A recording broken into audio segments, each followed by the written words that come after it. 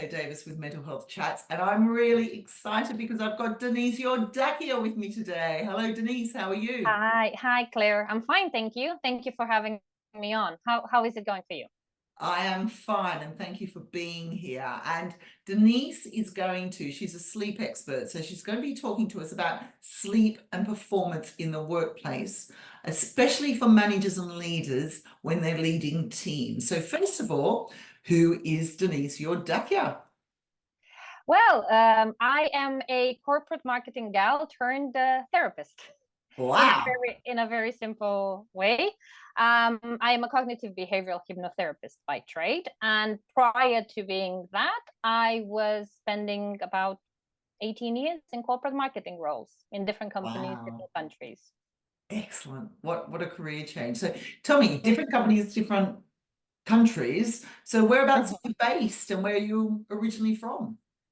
So I am based in London, in the UK, and my career to date has taken me through a lot of countries. So I was born in Romania, have have not lived there for over 15, 16 years now.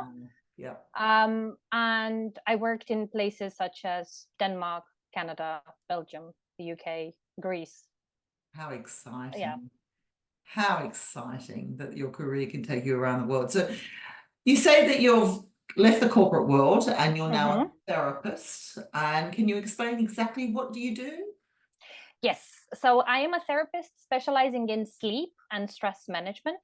So I help corporate people, such as I was in the past, better manage their stress, Mm-hmm. particularly the work stress, and also helping them sleep better so that they have energy to perform at their best at work and in life. Excellent. So actually, that's really honing in on the first thing that I'm really interested in, which is Mm-hmm. all about sleep and performance. So why is sleep so important for you in the workplace so that you have better performance, Denise? I think before we jump into the workplace specifically, I think we need to mention that sleep is important for life. Yeah. We cannot function without sleep, just we can't function without food or water. I mean, we can do it for a period of time, but then it becomes very detrimental to our health. So, in the workspace specifically, sleep is important because it helps us in so many different ways. So I'll break it down a little bit. First point that it really improves enough sleep, improves creativity, improves problem solving.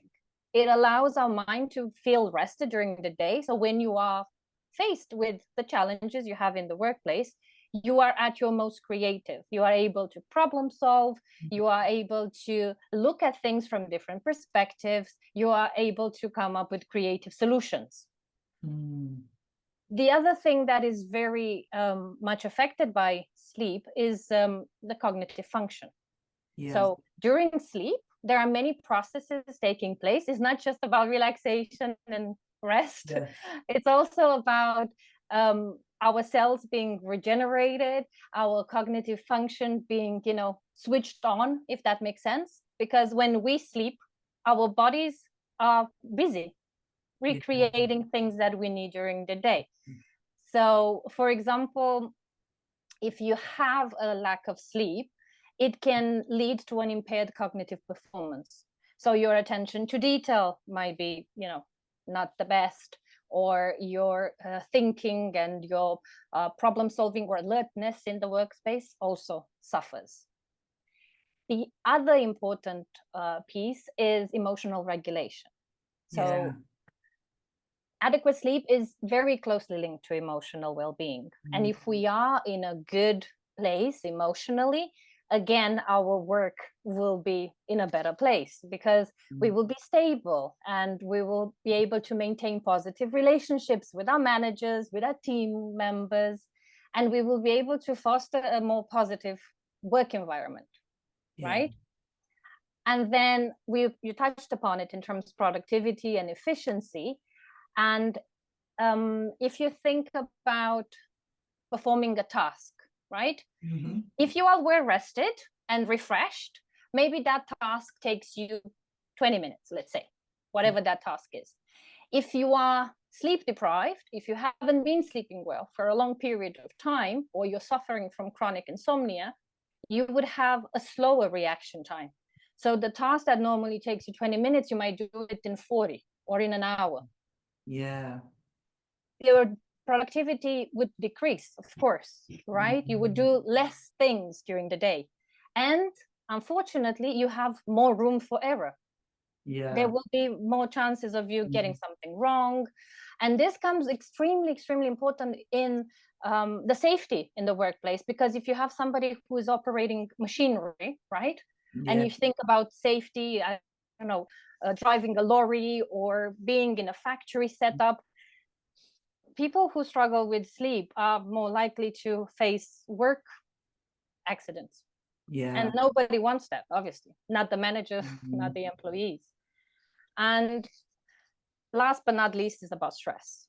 Yeah. There is such a tight connection between stress and sleep. And I sometimes joke with my clients and I ask them, which one do you think came first? Is it the Yeah. stress or is it the sleep? Yeah. And to be honest with you, they are so connected that they can influence each other. Yeah. If you don't sleep well, your stress management will be obviously impaired. You will be feeling more stressed.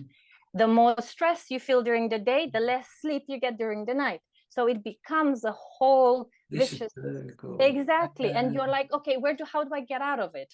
Yeah. And that is also obviously affecting everything we do at work, not to mention innovation and, more big picture things that we would Yeah. do. If we don't have that basic need of sleep fulfilled, Yeah. we can only go so long without it, to be honest. And just to say, I used to struggle with insomnia. I was in the corporate marketing world, deadlines, Yeah. things that normally happen, right? Yeah. And when I was struggling with insomnia, I really didn't even know that I was struggling with insomnia. I just knew that about 3 a.m. I would wake up. That's all I knew. That was my reality. And it wasn't until I spoke to a manager at that time and I explained to him what was happening that he pointed it out to me. He's like, oh, why are you stressed? And I was like, stressed? I'm not stressed. I can't sleep. They do And go hand in yeah, hand, don't they? yes, yes. And I think that was the first eye-opening thing that I got from that particular manager at the time, because I was like, I would have never put the two and two together. Yeah. I would have never thought they're connected. So yeah. You've said so much there, Denise, so much. I'm sorry. So that was absolutely brilliant. So I just want to sum it up. And I think the first thing you mentioned, which I think is so, so important, it goes back to Maslow's hierarchy of needs, and it's not actually on the survival part of the hierarchy, but it should be. Yes. So sleep should be there. It should be the survival. We need it for survival. And then you went on to the creative, being innovative, performance, etc., which is so important. And I know myself that when I'm sort of in that dreamy state of waking up, I often have the most creative moments. Yeah. And you actually mentioned, which I thought was absolutely brilliant, the fact that it restores our body so we can be more creative. And I know I'm often in those creative moments, and I think I've got to remember that when I wake up. And as soon as I wake up, I write it down because I've thought of a solution. And then I think the key is stress. And I've had this conversation with so many people in the workplace and friends as well, that yes, when we don't get enough sleep, we do get a lot more stressed, a lot more tense, etc. So it's making sure we do get the right amount of sleep. And this is something I've talked to a lot of people about. How much is the right amount of sleep per night? Do you know?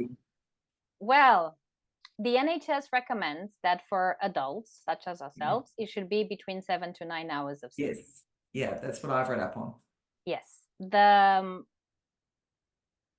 hustle culture tells us that you should wake up at 5 a.m., getting a run, do it after 4 hours of sleep, and be perfect at work and go out with your friends and do that on repeat. Yeah. And I just mentioned that because there are so much of that messaging out there at the moment, saying very that you should be doing all on a few hours of sleep. And that thing works for some people. It Yeah. doesn't work for all of us. Yeah. And I think when the question is asked, how much is good enough sleep for me? I would ask you, what is good enough sleep for you? You. Yeah. How do you know? When you go on holiday, how much do you sleep a night? Yeah. A lot more. When you're at the weekend, how much sleep do you get? Yeah. Yeah. So if you think about how much sleep do I need, me, Claire, me, Denise, is taking that ownership and looking at your own sleep and say, you know what, I feel really good after 9 hours of sleep. I feel fantastic, but I can live on 7. I can function properly without any impairments on a few hours of sleep. Yeah. But there isn't a right or wrong answer, to be honest with you. It's a what works for you answer. And I love your function properly. I think function properly. We need to work out what functions properly. And I've started looking on my watch at my sleep score. And I find if my sleep score is above 75, I feel great. If it's below 75, I don't feel as good. If it's in the 80s, I'm even more excited. So let's go back a step and think about if you're a leader or a manager in a workplace, similar to what your manager did for you. What are 3 tips if you've noticed that someone is not getting enough sleep? What would you suggest that they would do? There would be 3 things. And obviously, it really depends on your relationship with that particular employee. And it depends on how you are portraying this. Because, sometimes people with the best intentions, they are trying to force you to do something because it works for you. And they are telling you to do it because it might work for you too. And I don't think that is necessarily the best way. So I would say the delivery of the message is equally as important as the message. The message would be, look at your bedroom environment. So if I was a manager today, like I was in the past, and I would know that my team members don't sleep, I would ask them to look at their bedroom. Is it comfortable? Is it a safe haven? Is it the place where they go and say, oh, or is it a place where they go, oh, I don't like it. It's too cold. It's too dark. It's too bright. There's too much noise. The pillow I don't like anymore. I would look at all of the things that make the bedroom, first of all, because you want to go and relax into your bedroom rather than going in there with dread. And the second thing I would say, I would ask them to try and go to bed and wake up at the same time, day in and day out, even on weekends, even on holiday, because there is such a thing as our circadian rhythm. And we need to be mindful of that. And the more we get to that consistency of hours that our body knows, the more predictable sleep becomes for our bodies, the more likely it is to happen.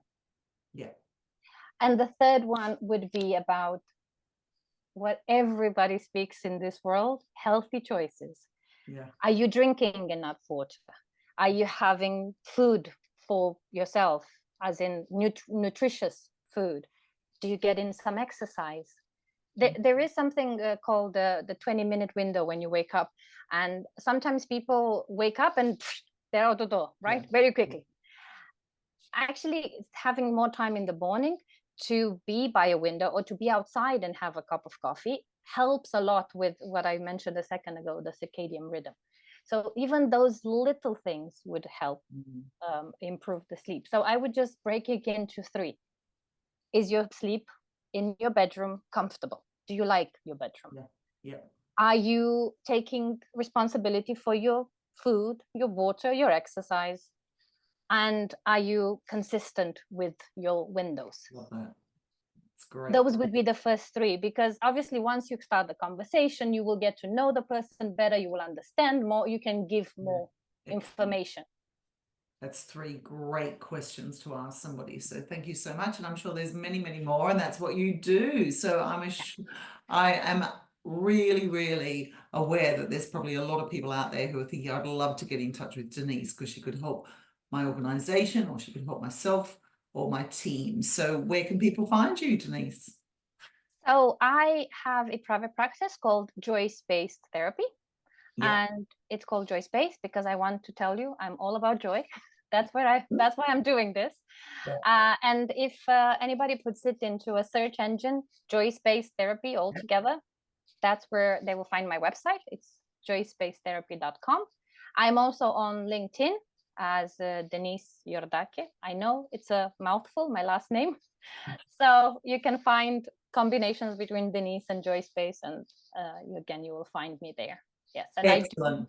I do programs for online programs for clients who want to work with me, and also for organizations. Lovely. And note the spelling of Denise's surname, which is Iordache. Thank you. Thank you so much. And thank you all for watching and listening. This has been really, really enlightening, because sleep is not only important for our survival, it's also important for our performance and how we actually cope in the workplace. So thank you very much, Denise, and thank you everybody for watching and listening. Thank you, Claire.